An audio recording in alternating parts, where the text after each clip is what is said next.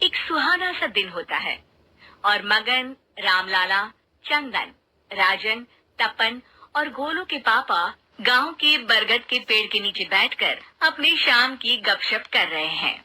अरे रामलाला और चंदन, तुम्हारी फसल कैसी चल रही है इस साल?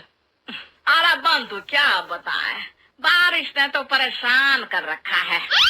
सही बात, बारिश की कमी ने दिमाग खराब कर दिया है। सरपंच गांव वालों के लिए एक खबर लेकर आता है। अच्छा मेरे गांव के भाइयों, सुनो जरा, हमारी सरकार ने किसानों के लिए शहर में एक सेमिनार का आयोजन किया है, जिसमें वो खेतों के बारे में और भी कुछ जानकारी देंगे।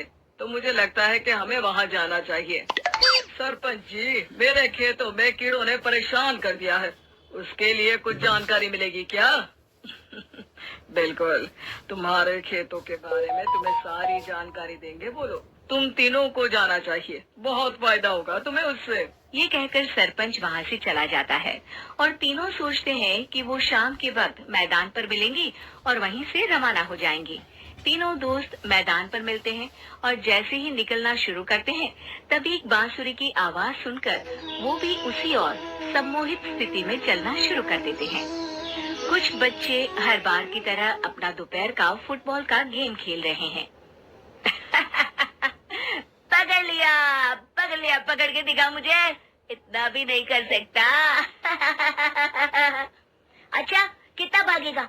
आखिरकार तो मेरी पकड़ में आ ही जाएगा। हाँ, तुझे पता नहीं तपन, राजन कितनी तेज दौड़ लगा सकता है। खेलते खेलते अचानक से एक बांसुरी की मीठी आवाज सुनाई पड़ती है। सारे बच्चे उसका पीछा करने लगते हैं। शाम हो गई है और बच्चों के घर न आने की वजह से उनकी माँ मैदान में पहुँच जाती है। राजन बेटे, अरे ओ राजन बेटे, किधर चले गए? इतनी देर हो गई, घर वापस क्यों नहीं आए बेटे? तपन बेटा, चलो घर, शाम हो गई है, कितना खेलोगे? और गोलू, ओ गोलू।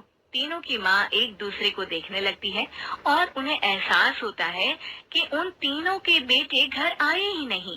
अरे राजन और गोलू की मम्मी, आप इधर? राजन और गोलू घर नहीं आए क्या अभी तक? नहीं तो दोपहर में राजन मुझे बताकर गया था कि वो तपन और गोलू के साथ खेलने जा रहा है।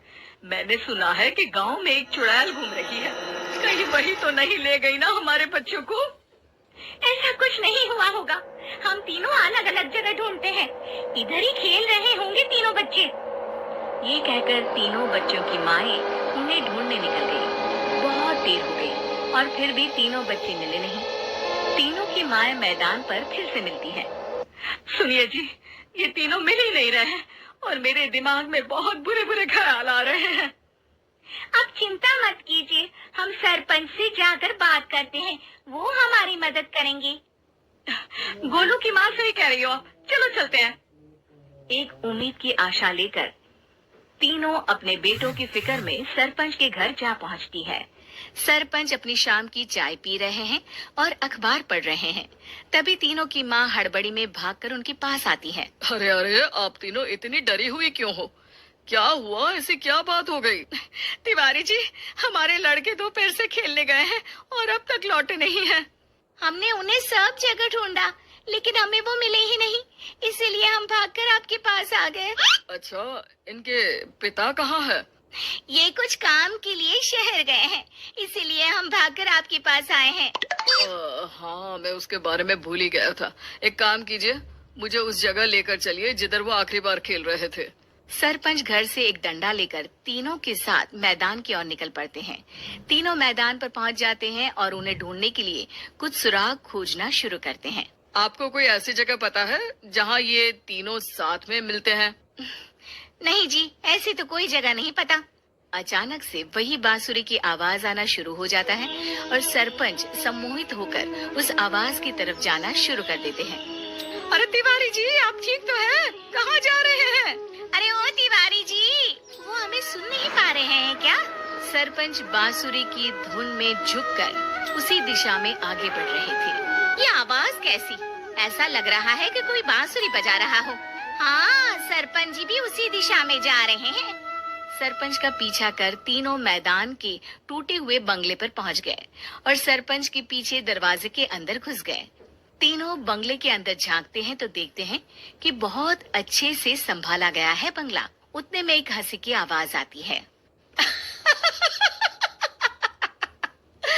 मेरी बांसुरी, तूने मुझे आज तक कभी तंग नहीं किया।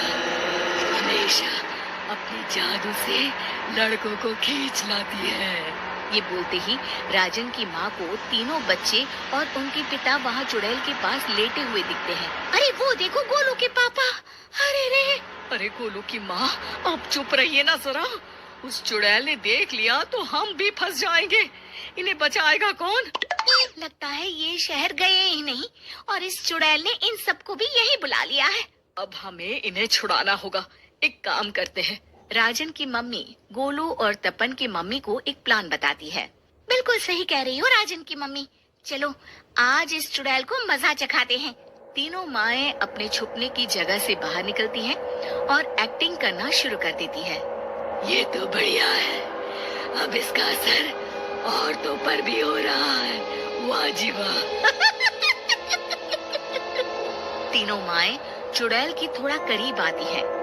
राजन और गोलू की माँ चुड़ैल को पकड़ लेते हैं और तपन की माँ बांसुरी हाथ से पकड़कर तोड़ देती है। अरे पागल औरत, ये क्या कर दिया? मेरी बांसुरी को तोड़ दिया। अब मेरी शक्तियाँ खत्म हो जाएगी। तुम्हें तो अरे तुझे क्या लगा चुड़ैल कहीं की हमारे बच्चों को और पतियों को हाथ लगाएगी तू? बांसुरी टूटने की वजह से चुड़ैल खाक होकर गायब हो जाती है और सारे लोगों की आंख खुल जाती है। सब अपने परिवार को लेकर उस बंगले से बाहर निकल जाते हैं। कहते हैं ना, नारी